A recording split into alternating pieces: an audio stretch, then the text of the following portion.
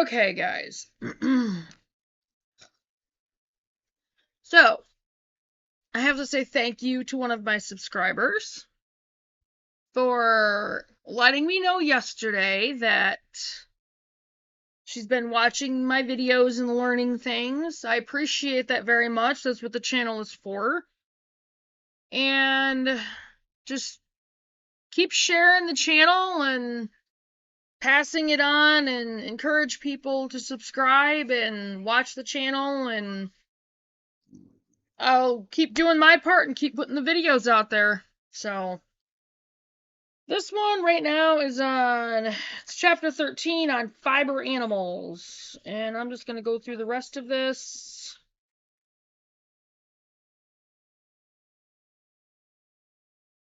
Yeah, I'm just going to go through.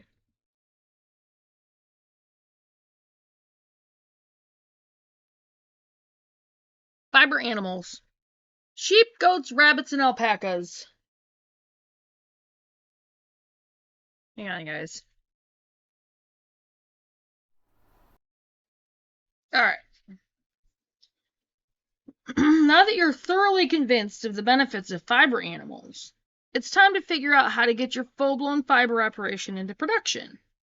If you decide to raise fiber animals, you'll have 4 choices, notwithstanding the Highland cattle, which take a lot more space than most homesteaders have.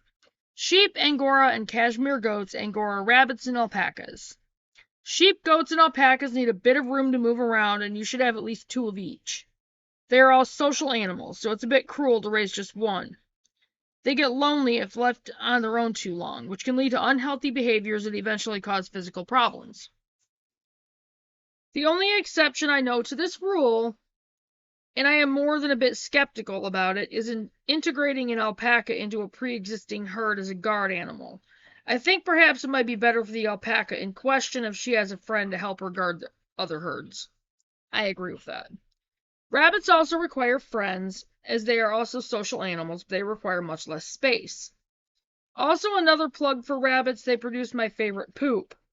Rabbit poop is great for gardens and is considered cool, which means it doesn't have to be composted before putting it on your garden, unlike hot manures. Shearing is an art form that takes much practice. If this is a step you'd rather skip, consider raising rabbits for fiber. Wool gathering. Sheep, goats, and alpacas need to be sheared. While homesteaders can learn the art of shearing, it's something that takes practice to be able to do easily and efficiently, which benefits both you and the animal. Shearing can be done with machine shears or bladed shears. Machine shears are quicker, but bladed shears leave some wool on the animals. Using bladed shears might be a better option for homesteaders, as chances are you will be shearing fewer animals.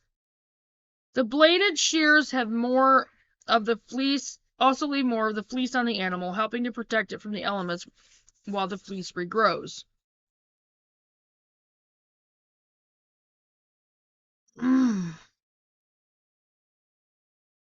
Highland cattle aren't sheared. Instead, the fleece is brushed off their coats.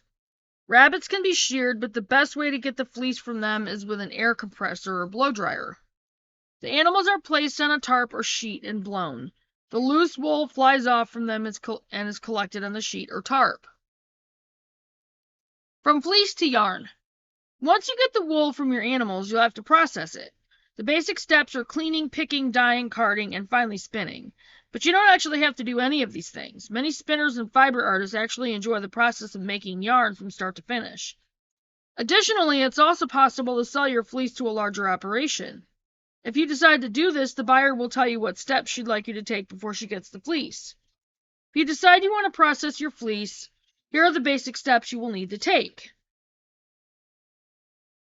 Turning the fiber from your animals into yarn requires several steps, but you may find that you enjoy it. Alright, once you have... Okay, cleaning. Animals are dirty. The fiber you get from those animals is also dirty. You will have to clean the fiber. This can be done by soaking it in a tub of hot water and detergent, or you can wash the fleece in mesh bags in the washing machine. Either way, the trick here is to remember not to agitate the fleece. It could lead to felting. Felting occurs when the scales of the fiber lock together, creating felt. It happens when wet fleece is pounded or agitated. If you use a washing machine, you'll let the drum fill the water, let it soak for about an hour, and then drain, rinse, and spin it. However, make sure the material isn't agitated. Picking. Even after cleaning your fleece, there will be vegetation and little sticks in the fiber that you'll need to pick out. You can do this with a picker, which is a machine, with what appears to be two beds of nails that work in tandem against each other. You can also just lay the fleece on a sheet and pick through it by hand. Dyeing. I'm not going to discuss dyeing fleece at length here. It's a complicated process that varies based on the type of dye used and the type of fleece used. For example, Angora rabbit fleece tends to come out lighter after dyeing. Fiber can also be dyed after making yarn. However, I will suggest a great resource to get started on dyeing wool. Chris McLaughlin, again, an Angora rabbit keeper and master gardener based in California, wrote an excellent book, A Garden to Dye For. This book tells you how to grow plants that you can use to make your own dye. She also covers the basic steps of how to use those materials to dye your fleece. I'm going to have to remember that. Carding. Carding the fleece lines up the fibers so they're all set roughly parallel for spinning. Once this step is complete, you no longer have fleece, instead you have a bat, which is pretty much the same as fleece, it just looks neater. Wool is put on hand cards, which have pins. The hand cards are dragged against each other in the opposite directions. A drum carder can also be used. It works in exactly the same way, but uses two drums covered in metal pins spinning in opposite directions and at different speeds. Once you're done carding your fleece, you officially have bat and can finally start spinning yarn. Once you've carded the fleece, you have bat. Okay. See, there's that. And there's shows the spinning wheel, the old-fashioned spinning wheel. Okay. Spinning. Spinning can be done by hand, which I don't recommend, with a spinning wheel or a drop spindle. The process of spinning wool into yarn is mechanically simple. The point is to twist the fibers so that they interlock in such a way as to form yarn. Honestly, I don't know much about using a spinning wheel. I don't either. As I've never had enough wool to invest in one. I've never even seen one outside of a museum, so yeah.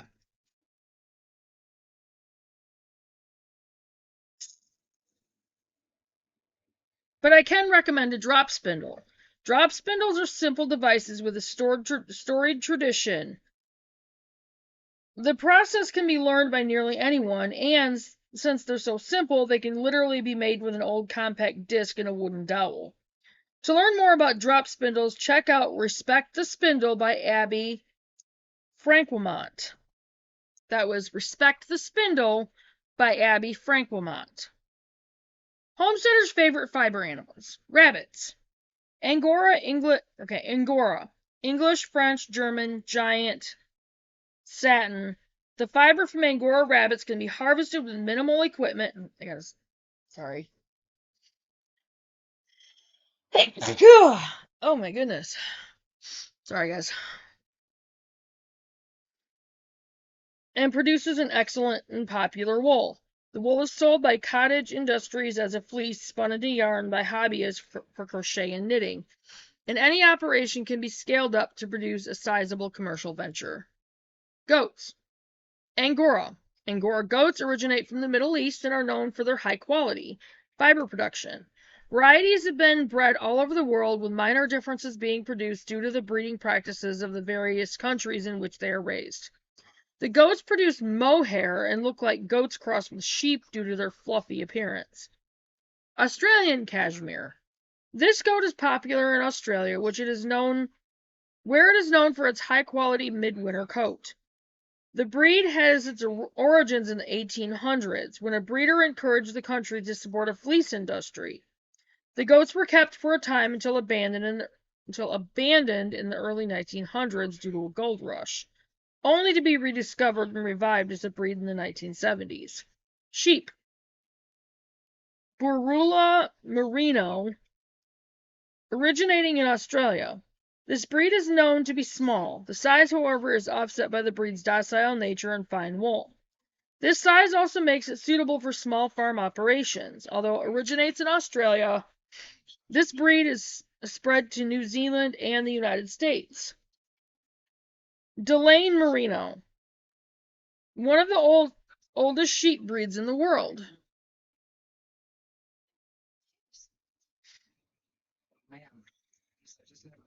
It is prized for its long wool and high production rate. Folds in the breed's skin tend to produce more surface area for wool to grow on. They are hardy and bred to thrive in the southwest region of the United States. Cotswold. Cotswold sheep are an English breed, originating in the Cotswold Hills of Gloucester. They are dual purpose, raised for both meat and wool production. The breed is considered well suited to shepherds, as they are known for their calm demeanor. Another old English breed, there are some sources that say they have been in the region since Caesar's visit to the United Kingdom. They have been renowned through the centuries for their fine wool, while more recent breeding has led to their dual use as a meat animal. English Leicester, also another English breed. The sheep is known for its excellent long wool. While the breed is now rare in the United Kingdom, it is one of the few truly purebred lines of sheep. It is known for its wool production, and recent breeding innovations have led to the breed's use as a meat animal. And that was all for Chapter 13 on fiber animals. So I will go ahead and get this up there. And I'm just going to go ahead and upload this one. I'll go ahead and get this up there, and I might have time to do another one, which will be on crochet, knitting, macrame, sewing, and more. And if I don't, I will do some more Monday, because I have to work today and tomorrow, and there won't be much time left tomorrow. So I will see you guys in the next video, be it today, tomorrow, or Monday. So I will see you guys in the next one. Bye, guys. Don't forget to like and share the videos. Make sure you're subscribed. Always check your subscriptions. Make sure YouTube is not unsubscribing you. Share the videos. Share the videos on all your platforms. And again, make sure you're subscribed and like the videos, and I will see you guys in the next one, guys. Bye.